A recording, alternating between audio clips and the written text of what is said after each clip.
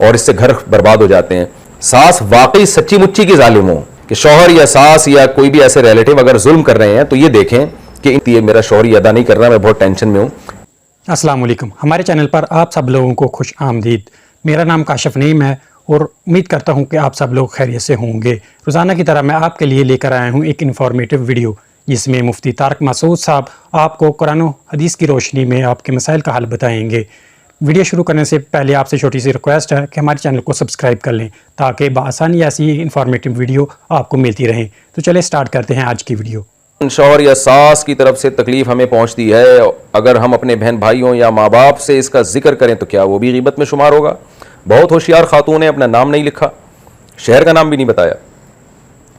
اچھا بھائی دیکھیں, غیبت اسی کو غیبت کہتے ہیں. اٹ از کالڈ غیبت کہ آپ شوہر کی یا ساس کی برائیاں اپنے میکے میں جا کے کر رہی ہیں تو اور کیا غیبت ہوتی ہے. غیبت کہتے ہیں ذکر کا اخا کا بما یکرہ, کسی کا ایسے الفاظ سے تذکرہ کرنا کہ اگر آپ اس کے سامنے کرتے تو اس کو تکلیف ہوتی. تو ایسا تذکرہ جب کسی کی غیر موجودگی میں کیا جائے گا تو یہ غیبت کہلائے گا. اور غیبت اجنبی کی بھی حرام ہے اور اپنے محرم رشتہ داروں کی غیبت دگنی حرام ہے. اور شوہر سے مقدس رشتہ تو عورت کے لیے کوئی ہے ہی نہیں, اس کی غیبت کرنا تو اور بھی زیادہ گناہ ہے, ناشکری میں بھی آتا ہی ہے. تو یہ بہت بڑا جرم ہے جو خواتین اپنے شوہروں کی ناشکریاں کر رہی ہوتی ہیں یا ساسوں کی برائیاں کر رہی ہوتی ہیں. تو اس سے بچنا چاہیے. نبی صلی اللہ علیہ وسلم نے ارشاد فرمایا کہ بلکہ قرآن میں بھی ہے کہ کیا تم یہ چاہتے ہو کہ مردہ بھائی کا گوشت کھاؤ؟ تو غیبت کرنے والا حدیث میں آتا ہے ایسے جیسے اس کا گوشت کھا رہا ہے. اور بڑی بہترین تشبیہ ہے یہ, اس لیے کہ کوئی مردہ پڑا ہوا ہو نا, آپ اس کا گوشت جتنا بھی کھائیں وہ بیچارہ اپنا دفاع نہیں کر سکتا, لیکن آپ اس کا نقصان کتنا کر رہے ہو. تو اسی طرح جب آپ کسی کی غیر موجودگی میں اس کی برائی کرتے ہیں تو ایسے ہی جیسے اس کی بوٹیاں نوچ نوچ کے کھا رہے ہیں, لیکن وہ بیچارہ دفاع نہیں کر سکتا کیونکہ اس کو پتہ ہی نہیں ہے کہ آپ کیا کر رہے ہیں, جیسے مردے کو نہیں پتہ ہوتا. تو یہ بہت بڑا جرم ہے اور اس سے گھر برباد ہو جاتے ہیں. البتہ واقعی کہیں ظلم ہو رہا ہو, ساس واقعی سچی مچی کی ظالم ہو اور شوہر واقعی واجب حقوق بھی ادا نہ کر رہا ہو, تو پھر اس کی شکایت لگانا تاکہ وہ حقوق ادا کرنے پر آمادہ ہو جائے. یا آمادہ نہیں ہو رہا تو پھر ایسی صورت میں انسان اپنا بوجھ ہلکا کرنے کے لیے کسی کے سامنے بات کر سکتا ہے کہ بھئی یہ جو میرے بیسک حقوق ہیں, عورت کہہ سکتی ہے میرا شوہر یہ ادا نہیں کر رہا, میں بہت ٹینشن میں ہوں. اعتدال کے ساتھ اگر واقعی بیسک حقوق ادا, پہلے علماء سے پوچھ لیں کہ بیسک حقوق ہے کیا, ورنہ بعض خواتین کے بیسک حقوق اتنے ہوتے ہیں کہ وہ یعنی اتنے زیادہ انہوں نے بڑھائے ہوئے ہوتے ہیں جو شرعاً واجب نہیں ہوتا شوہر کے اوپر.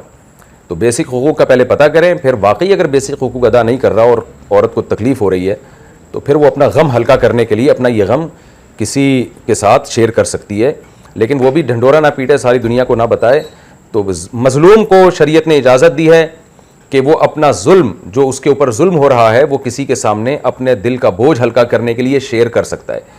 لیکن اس میں دو چیزوں کا خیال کریں کہ شوہر یا ساس یا کوئی بھی ایسے ریلیٹو اگر ظلم کر رہے ہیں تو یہ دیکھیں کہ ان کے احسانات بھی بہت زیادہ ہیں, تو پلس مائنس کریں. بعض دفعہ شوہر میں کوئی خرابی ہوتی ہے, مثال کے طور پر بد اخلاق ہے, لیکن اس کے احسانات بہت زیادہ ہوتے ہیں. وہ ایک خامی ہے لیکن دسیوں خوبیاں ہیں. تو شریعت کا بھی اصول ہے قیامت کے دن اللہ اعمال کو تولیں گے, وزن کریں گے کہ نیکیاں کا وزن زیادہ ہے یا برائیوں کا وزن. تو ہمیں بھی دنیا اسی اصول پہ گزارنی چاہیے.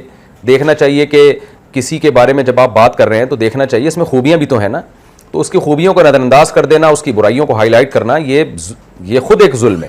تو اس لیے اس میں ساس ہو یا سسر ہو یا شوہر ہو یا جٹھانیاں ہو یا جو بھی رشتے ہوتے ہیں, تو ان کے بارے میں یہ بہرحال غور کر لینا چاہیے کہ اگر ان میں ایک برائی ہے تو دوسری اچھائیاں بھی تو ہوں گی نا.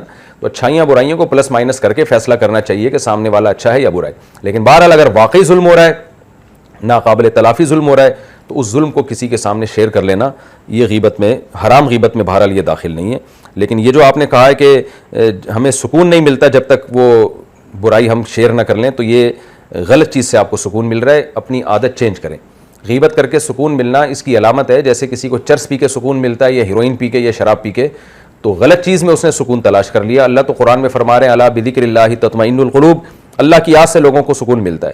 تو اچھے کاموں میں اپنی ٹائم اگر گزارا جائے تو پھر برے کاموں میں انسان کو سکون نہیں ملتا, اچھے کاموں میں ملتا ہے. اور کام ہی نہیں ہے تو پھر ظاہر ہے پھر بیٹھ کے غیبت ہی کرنی ہے, اور کیا کرنا ہے.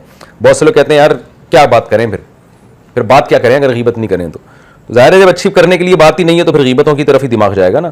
تو بہتر یہ ہے کہ اچھی باتیں کرنا سیکھ لیں اور اپنے آپ کو مصروف کریں ذکر اللہ میں, تلاوت میں اور دوسرے پازیٹیو ایکٹیویٹیز میں. शुक्रिया मुफ्ती साहब। उम्मीद करता हूँ आप सब लोगों को हमारी ये वीडियो पसंद आई होगी। इसे लाइक करें और अपने दोस्तों के साथ शेयर करें, तो हमारे चैनल को सब्सक्राइब कर लें ताकि आपको ऐसी इन्फॉर्मेटिव वीडियो मिलती रहे। मिलते हैं नेक्स्ट वीडियो में, तब तक के लिए अल्लाह हाफिज़।